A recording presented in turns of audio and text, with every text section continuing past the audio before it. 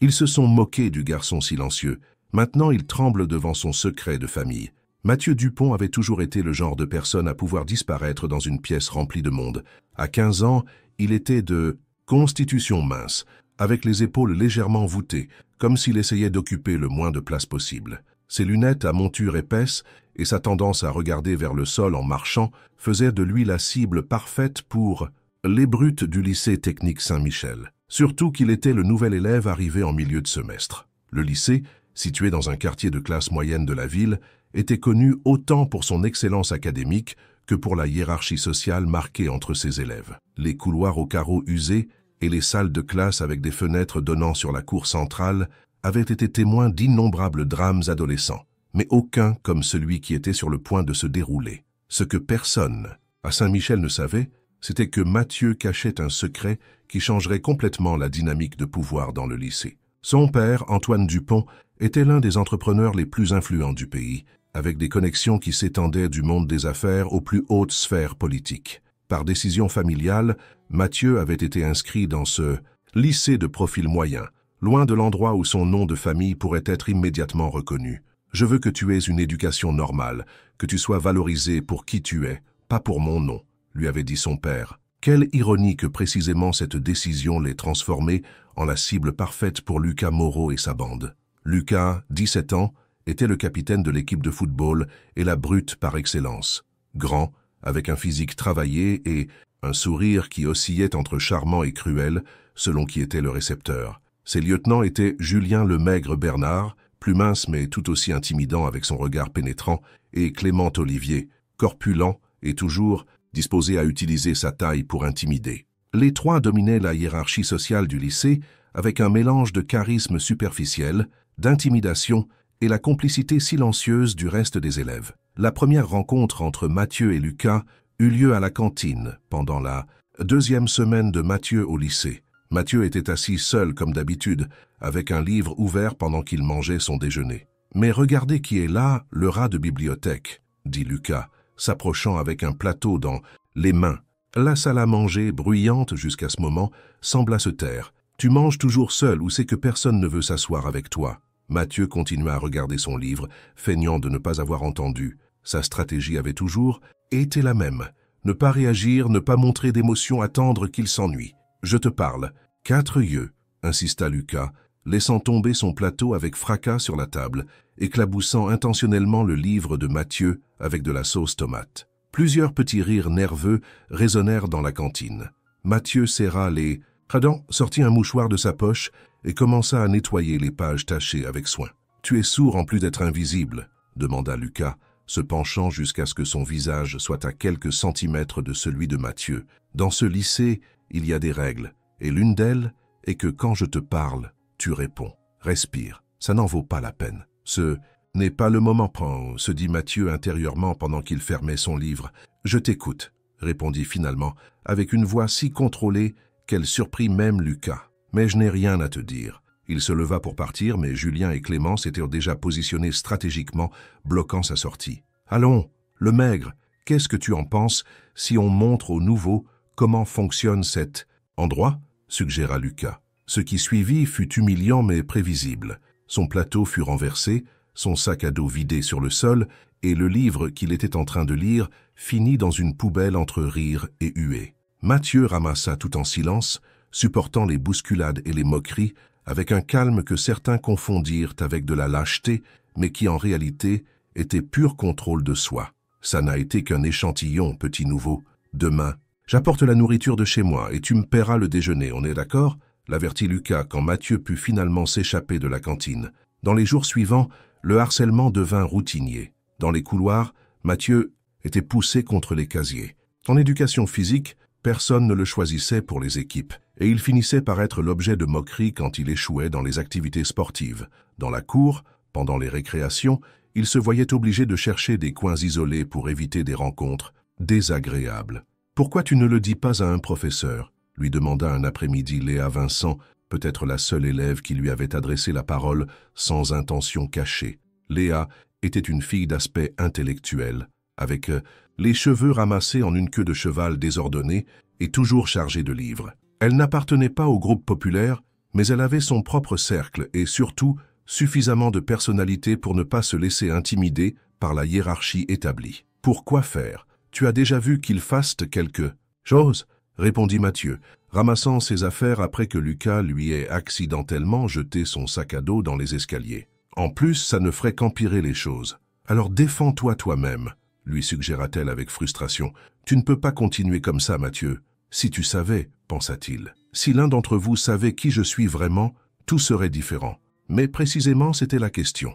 Il voulait être apprécié ou méprisé pour lui-même, pas pour le nom de famille ou l'influence de son père. Le point de bascule arriva 1 mois après son arrivée au lycée. Lucas et ses amis le P coincèrent dans les toilettes après le dernier cours. L'endroit était vide, les professeurs étaient déjà partis et le personnel de nettoyage n'était pas encore arrivé. « Bon, regardez qui on a là », dit Lucas, bloquant la porte. « Notre ami invisible semble avoir oublié de payer la cotisation d'aujourd'hui. » Mathieu soupira fatigué. Il leur donnait de l'argent depuis des semaines pour le déjeuner, pour qu'il le laisse garer son vélo sur le parking, pour qu'il ne casse pas accidentellement ses travaux scolaires. C'était épuisant. « Je n'ai plus d'argent, Lucas, » dit-il calmement. « Je vous ai déjà donné tout ce que j'avais ce matin. Vous entendez ça, les gars? Il dit qu'il n'a plus rien. » se moqua Lucas, regardant ses amis. « C'est curieux, parce que moi je crois qu'il nous ment. Fouillez-le. » Julien et Clément se jetèrent sur lui. Cette fois, c'était différent des occasions précédentes. Il y avait une agressivité nouvelle, comme s'ils voulaient tester jusqu'où ils pouvaient. « Ah là !» Ils lui vidèrent les poches, lui enlevèrent son sac à dos, et quand ils ne trouvèrent plus d'argent, la frustration de Lucas se transforma en quelque chose de plus sombre. « Il semble qu'on devra se contenter d'une leçon alors, » dit-il, retroussant sa chemise, « pour que tu apprennes à venir préparer. » Le premier coup impacta dans l'estomac de Mathieu, le laissant sans air. Il tomba à genoux, essayant de respirer, pendant que les 2 autres le tenaient par les bras. « Tu ne parles toujours pas ?» se moqua Lucas, le prenant par les cheveux pour le forcer à regarder vers le haut. « Ou c'est que maintenant tu vas pleurer ?» Ce fut à ce moment que quelque chose changea dans le regard de Mathieu. La peur et la résignation disparurent, remplacées par un calme froid qui déconcerta momentanément Lucas. « Vous savez qui je suis ?» demanda Mathieu, avec une voix qui ne semblait pas la sienne, plus grave, plus contrôlée. « L'un d'entre... Vous avez la moindre idée de qui vous vous attaquez ?» Lucas lâcha un éclat de rire, bien que quelque chose dans cette nouvelle attitude l'inquiétait. « Tu n'es personne, 4 yeux, un moins que rien qui ne peut même pas se défendre. » Mathieu sourit pour la première fois, et il y avait quelque chose dans ce sourire qui fit que les 3 brutes sentent un frisson. « Mon nom complet est Mathieu Dupont-Leclerc, » dit-il lentement, comme si chaque mot avait un poids spécial. « Mon père est Antoine Dupont, propriétaire du groupe Entreprise Dupont et principal actionnaire de Constructeurs Leclerc. » L'effet fut immédiat. Julien, qui venait d'une famille connectée avec le monde entrepreneurial, pâlit visiblement. « Tu mens » balbutia-t-il, bien que le doute se soit déjà installé dans sa voix. « Sérieusement ?» répondit Mathieu, nettoyant un filet de sang qui coulait sur sa lèvre. « Pourquoi on ne vérifie pas? J'ai 3 numéros de téléphone. Dans mon portable. Le premier est celui de mon père. Le deuxième est celui de Martin Gérard, le chef de la sécurité de notre famille. Le troisième est celui de l'avocat familial, qui sera enchanté de porter plainte pour agression avec les enregistrements des caméras de sécurité du lycée comme preuve. « Il n'y a pas de caméra dans les toilettes, » répondit Clément, automatiquement, bien que sa voix manquait de conviction. « Mais il y en a dans les couloirs, dans la cantine, et dans tous les endroits où vous m'avez harcelé pendant des semaines, » continua Mathieu de plus en plus sûr. « Vous voulez parier votre futur sur le fait que je n'ai pas suffisamment de preuves. » Lucas, qui avait été inhabituellement silencieux, réagit finalement. « Lâchez-le, » ordonna-t-il à ses amis, qui obéirent immédiatement. « C'est n'importe quoi, allons-y. »« Pas si vite, » dit Mathieu, se mettant debout et réajustant ses lunettes. « Ça ne se termine pas comme ça. » Pour la première fois, Lucas semblait réellement effrayé. La transformation de Mathieu était déconcertante. Là où avant il y avait un garçon timide et recroquevillé, maintenant se dressait quelqu'un avec la confiance que seul donne le pouvoir. « Qu'est-ce que tu veux ?» demanda Lucas, essayant de maintenir le contrôle de la situation. « De l'argent? Des excuses ?» Mathieu secoua la tête. « Ce que je veux, c'est que vous compreniez exactement ce que vous avez fait et à qui vous l'avez fait, » dit-il avec froideur. « Dès demain, je passerai un appel. Pour la fin de la semaine, tout le monde dans ce lycée saura qui je suis réellement et le plus important, qui vous êtes. »« Tu ne peux pas faire ça, » intervint Julien, la panique évidente dans sa voix. « Mon père est en train de chercher un contrat avec Constructeurs Leclerc, s'il l'apprend. »« Exact, » confirma Mathieu. « Ton père, Lucas, ne travaille pas à la mairie. Dans le département des permis de construire? Quelle coïncidence, justement! On est en train d'attendre l'approbation pour un nouveau projet commercial. Les trois brutes échangèrent des regards de terreur. Ce qui avait commencé comme une simple intimidation à un garçon nouveau s'était transformé en quelque chose qui pouvait affecter directement leur famille. C'était juste une blague, tenta de justifier Clément. On n'a jamais voulu. Une blague?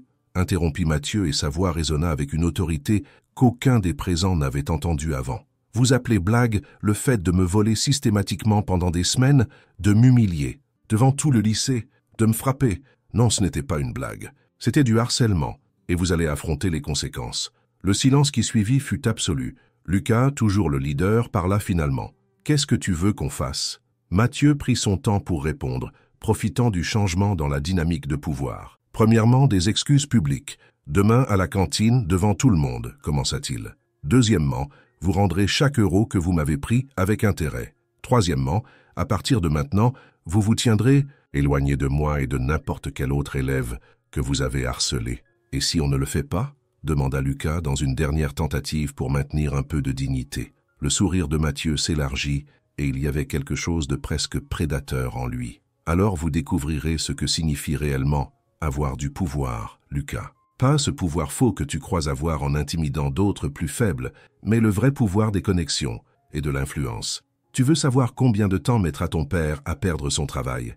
Ou combien de portes se fermeront pour la famille de Julien quand mon père mentionnera son nom dans la prochaine réunion de directoire? Les trois savaient qu'ils avaient perdu. Ils acquiescèrent en silence, évitant maintenant le regard de Mathieu. « Vous pouvez partir, leur dit-il, ramassant ses affaires avec calme. Mais souvenez-vous, je vous surveillerai. Et contrairement à vous, moi, je tiens mes promesses. » Le jour suivant fut comme une pièce de théâtre surréaliste pour le reste des élèves du lycée Saint-Michel. Pendant l'heure du déjeuner, Lucas Moreau, le garçon le plus populaire et craint du centre, s'approcha de la table où Mathieu mangeait seul, suivi par Julien et Clément. La salle à manger sombra dans un silence expectatif, tous anticipant un autre épisode de harcèlement. Au lieu de ça, Lucas s'éclaircit la gorge, visiblement mal à l'aise, et dit à voix haute « Je veux m'excuser publiquement auprès de toi, Mathieu, pour la façon dont on t'a traité. C'était immature, cruel et totalement injustifié. Ça ne se reproduira plus. » Julien et Clément acquiescèrent, murmurant des excuses similaires. Ensuite, à la surprise de tous, Lucas sortit une enveloppe et la laissa sur la table. « Voici. Tout l'argent qu'on t'a pris, plus un extra pour les désagréments, » ajouta-t-il avant de s'éloigner rapidement suivi par ses amis. La salle à manger explosa en murmures confus. Qu'est-ce qui s'était passé? Comment le garçon nouveau avait-il réussi à dompter les brutes du lycée? Les théories commencèrent à circuler, que Mathieu connaissait les arts martiaux, qu'il était le neveu secret du directeur, qu'il avait menacé de révéler des secrets sombres. La vérité ne tarda pas à se savoir. Ce même après-midi, une luxueuse voiture noire s'arrêta devant le lycée. Antoine Dupont, impeccablement vêtu avec un costume qui coûtait probablement plus que le salaire mensuel d'un professeur, entra dans le bâtiment pour une réunion avec le directeur. Les rumeurs se déclenchèrent. Le père de Mathieu était l'un des hommes les plus riches et influents du pays, et il était intéressé à faire une donation substantielle pour améliorer les installations sportives du centre. Pour quand la semaine se termina, la position sociale de Mathieu avait complètement changé. Soudain, tout le monde voulait être ami avec le fils de l'entrepreneur. Les invitations à des fêtes et sorties pleuvaient, et les mêmes qui avant l'ignoraient maintenant cherchaient désespérément son attention. « C'est pathétique, tu ne trouves pas ?» lui commenta Léa pendant qu'ils observaient le nouveau comportement de leurs camarades. « Maintenant, tout le monde veut être mes amis, mais seulement parce qu'ils savent qui est mon père. » Léa, assise à son côté sur un banc de la cour, acquiesça. « Bienvenue au merveilleux monde de l'hypocrisie adolescente, » dit-elle avec ironie. « Bien que je dois admettre que ce que tu as fait avec Lucas et ses amis était assez impressionnant. Je n'avais jamais vu quelqu'un les remettre à leur place comme ça. » Mathieu sourit, mais il y avait une certaine tristesse dans ses yeux. « Je ne suis pas fier d'avoir utilisé le nom de mon père, » confessa-t-il. « Je suis venu ici précisément pour échapper à ça, pour être valorisé pour qui je suis, pas pour mon nom de famille ou pour le compte bancaire familial. Mais c'était en défense propre, » argumenta-t-elle. « Ils t'ont coincé, ils t'ont frappé. Qu'est-ce que tu étais supposé faire? » « Je sais, mais il fit une pause cherchant les mots. « Je ne veux pas me transformer en quelqu'un qui utilise le pouvoir ou l'influence pour intimider d'autres. Ça me rendrait exactement comme eux. » « Mais tu ne l'es pas, insista Léa. Tu n'as pas commencé ça. Et pour ce que j'ai vu, Tu n'as pas utilisé ta nouvelle position pour te venger ou pour les humilier, seulement pour arrêter le harcèlement. C'était vrai. Malgré avoir maintenant tout le pouvoir social qu'il pourrait désirer, Mathieu n'avait pas pris de représailles. Lucas, Julien et Clément maintenant l'évitaient comme la peste, mais ils n'avaient rien fait pour les nuire activement. « Il y a quelque chose que je me demande », dit Léa après un moment. « Pourquoi as-tu attendu si longtemps? Pourquoi supporter des semaines de harcèlement quand tu pouvais les arrêter depuis le premier jour ?» Mathieu soupira, réfléchissant sur la question. « Je voulais voir si je pouvais gérer la situation par moi-même, sans recourir au nom de mon père, » expliqua-t-il. « Toute ma vie, j'ai été le fils d'Antoine Dupont. Dans mon ancien collège, personne ne me voyait réellement moi. Il voyait seulement la fortune familiale et les avantages d'être mon ami. Je pensais qu'ici, ça pourrait être différent, que je pourrais construire ma propre identité. Et maintenant, tu es de retour au point de départ, » conclut-elle avec empathie. « Pas exactement, » répondit-il, souriant légèrement. « Au moins maintenant, je sais qui sont mes vrais amis. Ceux qui m'ont parlé quand j'étais personne sont les seuls qui m'importent maintenant. » Il regarda significativement Léa, qui rougit légèrement. « Bon, quelqu'un devait être aimable. »« Avec le garçon nouveau, » dit-elle, minimisant. « En plus, on partage le goût pour les mêmes livres. Ça te rend automatiquement moins insupportable que 99% de ce lycée. » Les deux rirent, et pour la première fois depuis qu'il était arrivé, Mathieu sentit qu'il avait trouvé sa place. Les semaines suivantes apportèrent des changements subtils, mais significatifs au lycée Saint-Michel. L'argent de la famille Dupont finança de nouvelles installations sportives, incluant un terrain de basket couvert qui était dans les plans depuis des années, mais n'avait jamais compté avec un budget. Le directeur, reconnaissant pour la générosité, implémenta un nouveau programme anti-harcèlement qui, étonnamment, semblait fonctionner. Lucas et ses amis maintenaient un profil bas. La rumeur qu'ils avaient presque ruiné les carrières professionnelles de leur père pour s'être attaqués aux mauvais garçons s'était étendue et leur statut d'intouchable avait disparu. Ce n'est pas que quelqu'un les harcelait maintenant, simplement, ils n'inspiraient plus la même peur ou admiration. Un jour, quand Mathieu sortait de classe, il se retrouva avec Lucas l'attendant dans le couloir. Il était seul, sans ses habituels accompagnants, et il semblait nerveux. « On peut parler ?» demanda-t-il, et il y avait une vulnérabilité dans sa voix que Mathieu n'avait jamais entendue avant. « Bien sûr », répondit Mathieu, prudent, mais curieux.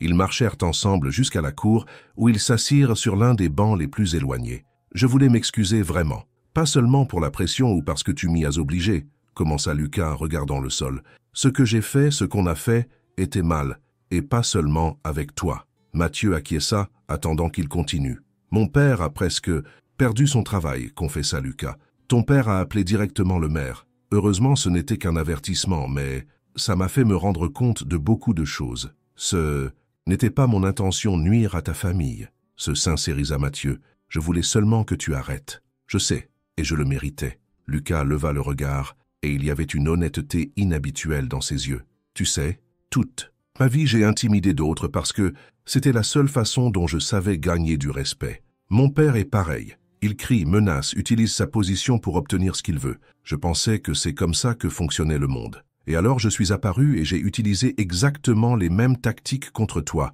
réfléchit Mathieu avec une certaine ironie. Lucas lâcha un rire sans humour. « La différence est que tu avais raison de le faire et moi non, dit-il. En plus, tu t'es arrêté. Tu aurais pu faire renvoyer mon père. Tu aurais pu m'humilier beaucoup plus, mais tu ne l'as pas fait. » Il y eut un moment de silence pendant que les deux processaient la conversation. « Et maintenant quoi ?» demanda finalement Mathieu. « Maintenant, j'essaie d'être meilleur, » répondit Lucas. « Ce n'est pas facile de changer, mais je suis dans ce programme de mentorat qu'a implémenté le directeur. Je suis en train d'aider des garçons de première à s'adapter au lycée, m'assurant que personne ne passe par ce que tu as traversé. » Mathieu ne put éviter de sourire. « C'est étonnamment mûr, Lucas. Ne t'emballe pas, » blagua l'autre, récupérant un peu de son ancienne attitude. « Je suis toujours un désastre la plupart du temps, mais au moins j'essaie. » Avant de se dire au revoir, Lucas ajouta « Au fait, je ne sais pas si ça t'intéresse, mais l'équipe de débat a besoin de nouveaux membres. Pour ce que j'ai vu, tu as du talent pour défendre ta position. » Mathieu considéra l'offre. Dans son ancienne école, il n'avait jamais osé rejoindre des activités comme ça, craignant que ses camarades pensent qu'il se vantait de son intelligence. Mais ici, maintenant, les choses étaient différentes. « Je vais y réfléchir, » répondit-il, et les deux savaient et qu'il accepterait probablement. Dans les mois suivants, le lycée Saint-Michel changea subtilement. Ce n'est pas que le harcèlement disparut complètement. Aucune école n'est complètement libre de ça. Mais la culture d'intimidation systématique s'était affaiblie. Le fait que l'ancienne brute principale maintenant participait activement dans des programmes anti-harcèlement envoyait un message puissant. Mathieu trouva sa place non seulement comme le fils d'Antoine Dupont, mais comme membre de l'équipe. De débat, tuteur dans le programme d'aide académique et ami proche de Léa avec qui il partageait beaucoup plus que le goût pour les mêmes livres. Un après-midi, pendant qu'ils étudiaient ensemble dans la bibliothèque, Léa lui demanda « Tu regrettes d'avoir révélé qui tu étais réellement ?» Mathieu considéra la question avant de répondre. « Parfois, j'aurais aimé trouver une autre façon d'arrêter le harcèlement, une qui ne dépende pas du statut ou de l'argent de ma famille. Mais en même temps, il fit une pause cherchant les mots corrects.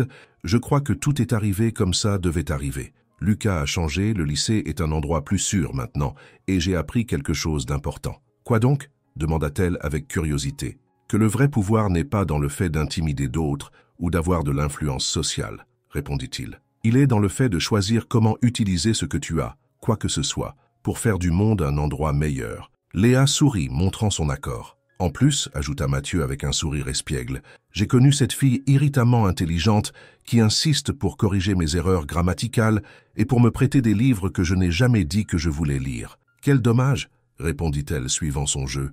Tu devrais te plaindre à la direction. Je le ferai, mais il se trouve que j'aime bien cette partie de ma vie maintenant.